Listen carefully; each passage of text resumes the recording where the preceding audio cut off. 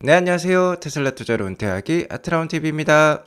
오늘 주제는요, 테슬라 로보택시가 온다. AI데이는 무려 6시간 동안 진행된다고 합니다. 왜 그럴까요? 자, 오늘 증시 급반등 이유에 대해서 알려드리도록 하겠습니다. 오늘 3대 지수가 모처럼 만에 크게 반등을 보여주었습니다. 장 막판으로 갈수록 더 좋은 모습이었고요. 기술주가 많이 포함된 나스닥은 2% 넘게 오르면서 11,000선을 다시 회복했어요. 제가 중요시하게 여겼던 선이 11,000선이었죠. 오늘 10년물 국채금리가 5% 넘게 이렇게 하락하면서 3.7 정도로 내려왔어요. 거의 4%를 찍었다가 3.7까지 내려오면서 오늘 기술주 상승에 큰 힘을 보탰고요. 유가도 오늘 4% 넘게 올랐습니다. 82불선까지 오르면서 어느 정도 경기 침체 우려감을 지우면서 증시 상승에 좀 힘을 보탰다라고 볼 수 있겠습니다.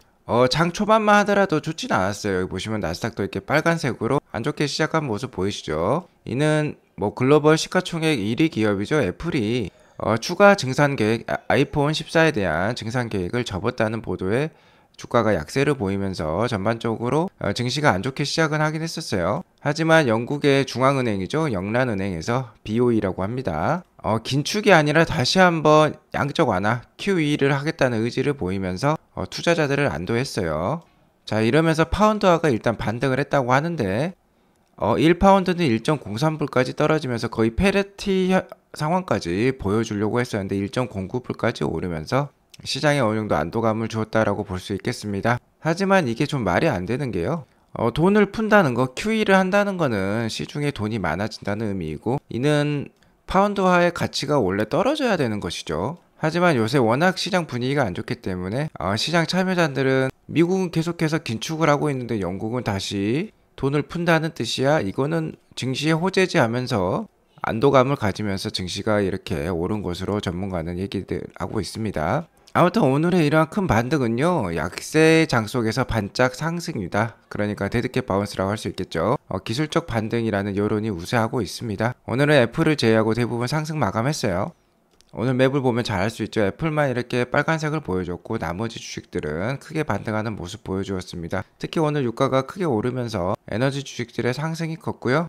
코로나가 거의 끝나가면서 넷플릭스와 같은 주식들의 하락이 컸었는데 오늘 넷플릭스는 9%나 넘게 상승하면서 기술주의 반등을 이끌었다라고도 볼 수 있겠습니다. 자, 오늘 이렇게 장 초반에 안 좋았던 모습은 이 회사 때문인데요. 바로 애플이죠. 애플은 당초에 아이폰 14라는 신제품을 출시하면서 9천만 대에서 최대 7%가량 추가 생산을 계획을 했었어요. 그러니까 한 600만 대 정도 늘려서 9,600만 대까지 한번 판매를 하려고 했었는데 이를 철회하고 그냥 9천만 대 수준을 유지하기로 했습니다. 자, 이러한 사실을 벤더들이죠. 팍스콘이라든지 아이폰 생산에 필요한 부품 업체들에게 알렸어요. 자, 이를 블룸버그가 전날에 보도를 했고 이에 따라서 장 초반에 4% 넘게 급락을 했었습니다. 자, 오늘 애플은 1.27% 하락한 149.84불로 마감을 했는데요. 자, 저가는 4.56%나 하락한 144불까지도 떨어졌었어요. 현재 테슬라 차트와는 다르게 애플은 계속해서 이렇게 하락 추세를 보여주고 있죠. 하지만 시장을 구원한 거는 앤드류 베일리 영국 영란은행 총재라고 할 수 있겠는데요. 영국이 최근 국가 수장에 변화가 있었죠. 보리스 존슨 총리에서 리즈 트러스 총리로 9월 달에 새로 바뀌었습니다. 최근 영국의 급속한 물가 상승으로 인해서 영란은행은 두 차례 연속 50bp라는 빅스텝의 기준금리 인상을 시행을 했었는데요. 그럼에도 불구하고 파운드화는 상당히 가치가 하락하면서 시장에 쇼크를 주어 왔었습니다. 이번 주에 가장 큰 이슈였죠. 거의 1파운드가 1.03달러까지 하락하는 처참한 모습을 보여주었습니다. 한때는 달러의 2배 수준에 이르기도 했었는데 거의 달러와 비슷한 가치를 보여주었던 게 파운드화였습니다. 이는 리즈 트러스 새 정부의 대규모 감세한 탓이라고도 할 수 있겠죠. 아무래도 새로 취임을 했기 때문에 어느 정도 파퓰리즘적인 그런 정책이 필요한 상황이기도 했기 때문에 대규모 감세안을 발표를 했어요. 자, 이렇게 되면 시중의 유동성이 올라가게 되고 시중의 유동성 상승은 돈의 가치를 하락시키게 되죠. 그래서 파운드화가 상당히 하락을 했었는데 좀 말이 안 되는 상황입니다만 영란은행은 다시 한번 장기 국채를 사들여서 시장을 안정시키겠다고 해요. 장기 국채를 사들인다는 거는 시중에 또다시 돈을 푼다는 얘기인데요. 그렇게 되면 원래 파운드와 가치는 더 떨어져야 되는 게 맞습니다. 하지만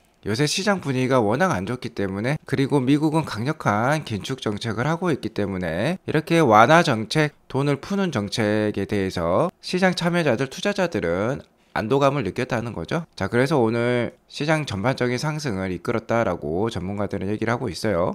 아무튼 이 역시 뭐 코에 걸면 코걸이, 귀에 걸면 귀걸이 같은 그런 해석인 것 같은데요. 어쨌든 최근에 나스닥이 한 달 넘게 이렇게 크게 빠지면서 어느 정도 기술적 반등이 필요했던 순간이기도 하고요. 제가 11,000선은 정말 중요한 지지 라인이라고 말씀을 드렸죠. 그래서 11,000선 정도는 지켜주어야 된다. 그렇기 때문에 11,000선을 이탈을 하자 다시 한번 11,000선으로 올라가는 그런 모습을 보여줬다라고 볼 수 있겠습니다. 어쨌든 오늘 나스닥 일봉 차트를 보면은 좋은 봉이 하나 나왔어요. 그간 3일간의 이런 하락세를 뒤집는 장대 양봉이 나와주면서 어느 정도 반등에 실마리를 잡았다라고도 볼 수 있을 것 같습니다.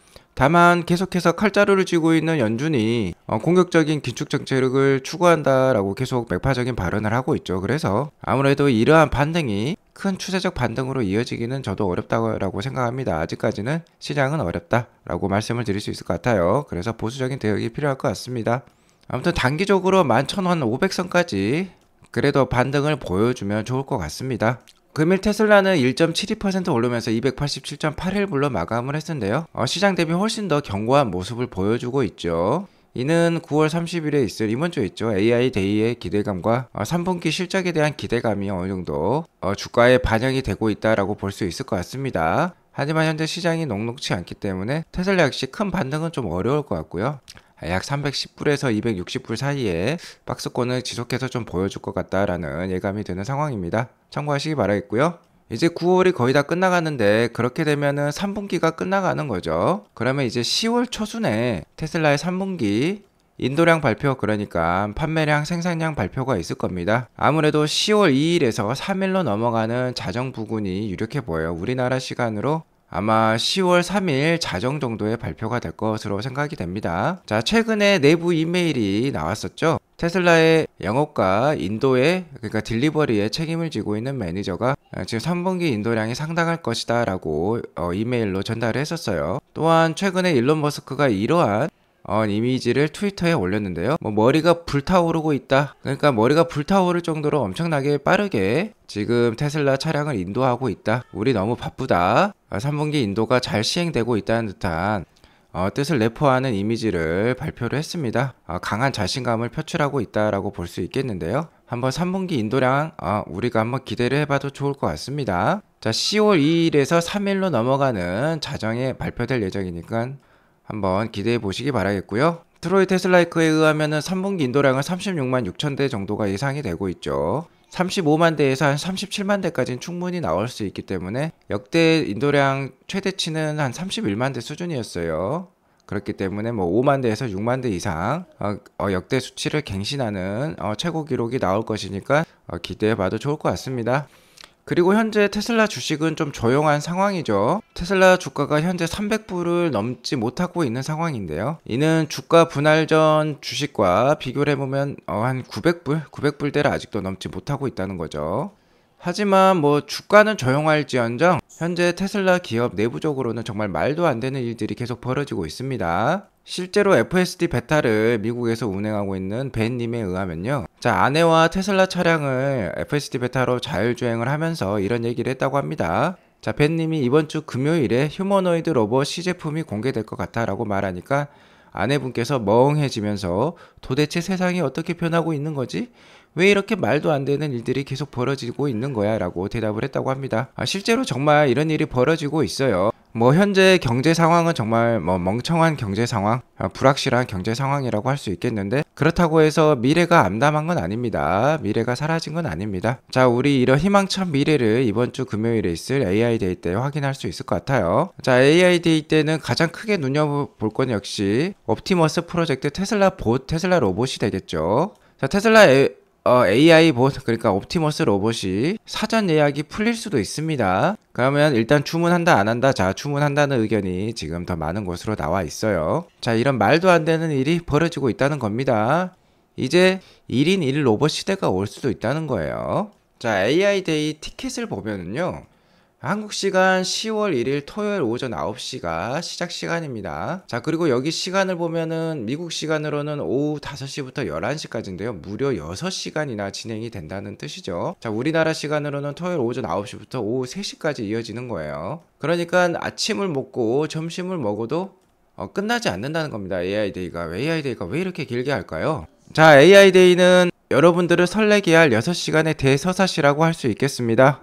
AI데이는 최근 몇 년간의 테슬라의 AI 기술이나 자율주행 기술, 도적 컴퓨터의 기술에 진전을 보여주는 진정한 서사시가 될 거고요. 이렇게 길게 6시간이나 하는 이유는요, 고객과 공유할 게 상당히 많다는 거죠. 자, 시간이 길다는 거는 아무래도 이러한 테슬라 봇의 시제품에 대한 완성도가 좀 높다라는 것도 내포하는 것 같고요. 가장 중요한 거는 역시 AI 인재를 유치하기 위한 중요한 정보의 장이 될 것으로 판단이 됩니다. AI 인재는 상당히 많이 필요한 상황이라고 볼 수 있겠고, 테슬라는 인류 최고의 AI 인재를 빨아들이고 있는 기업이라고 볼 수 있겠죠. 자, 이렇게 길기 때문에 테슬라는 손님들에게 음식과 음료를 제공할 예정에 있고, 자, 오랫동안 기다려온 옵티머스 테슬라 봇이죠. 여기 보시면 인간과 로봇이 공존하는 모습이 나오고 있고, 도적 컴퓨터 그리고 FSD 및 오토파일럿 자율주행 하드웨어 4.0이 포함되어서 6시간을 꽉 채워줄 것으로 예상이 되고 있습니다. 그리고 이 이미지는 AI데이 초대장 이미지인데요. 여기 보시면 이렇게 1인 1 로봇이 지금 보여지고 있고, 로봇과 공존하는 사회를 지금 AI데이는 꿈꾸고 있다는 것이죠. 그리고 여기 보면은 숨겨진 부분이 있습니다. 당연히 사이버 트럭에 대한 정보도 어느 정도 나올 것 같은데, 여기 뒤에 보시면은 모델 3랑 비슷한 모양의 차량이 있는데 모델 3보다는 좀 길고요, 좀 해치백 모양이에요. 자, 이러한 모델에 새로운 발표가 있을 수도 있을 것 같습니다. 아무래도 이렇게 두 가지로 함축시킬 수 있을 것 같은데, 첫 번째는 자율주행 전용 차량이 되겠죠. 최근에 테슬라 IR 담당자인 마틴 비에차 부사장도 자율주행 차량도 만들 수도 있고, 자율주행 차량이 나오기 전에 25,000불에서 30,000불짜리에 차량이 나올 수도 있겠다는 뜻을 내포를 하기도 했었죠. 자, 새로운 모델에 대한 발표가 있을 수도 있겠습니다. 한번 기대를 해봐도 좋을 것 같아요. 아무튼요, 이제 로보택시가 다가오는 것으로 뼈저리게 느껴지는 상황이라고 볼 수 있겠습니다. 자, 일론 머스크에 의하면은 다음 달에 10.69.3 버전이 나올 것으로 지금 여겨지고 있어요. 현재까지는 10.69.2 버전이 나와 있죠. 상당한 호평을 지금 자아내고 있는데, 이번에 나올 10.69.3 버전은요, AI 능력이 한층 더 진보될 것으로 여겨지고 있습니다. 특히 교차로에서의 크로싱 트래픽이죠.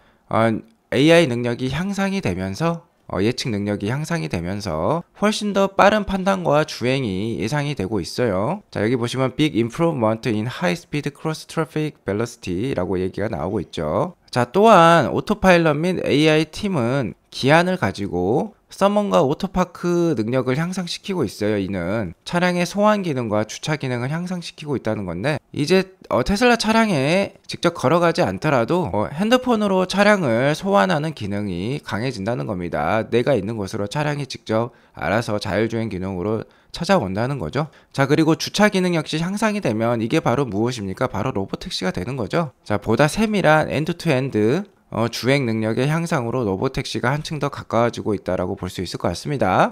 자, 로보택시가 다가온다는 건 이번 AI 데이를 통해서 우리가 한 번 더 확인을 할 수 있을 것 같고요. 로보택시의 실현은 주가가 10배 이상 오를 수 있는 그런 모멘텀이라고 생각하시면 되겠습니다. 현재 자산 시장이 상당히 좋지 않죠. 이에 따라서 부동산이라든지 주식이라든지 코인 유튜버들 역시 조용한 상황입니다. 저는 그렇게 크게 조용한 상황은 아닌데요. 현재 투자자들이 뼈저리게 느끼고 있는 거는 역시 연준이 칼자루를 쥐고 있다는 거죠.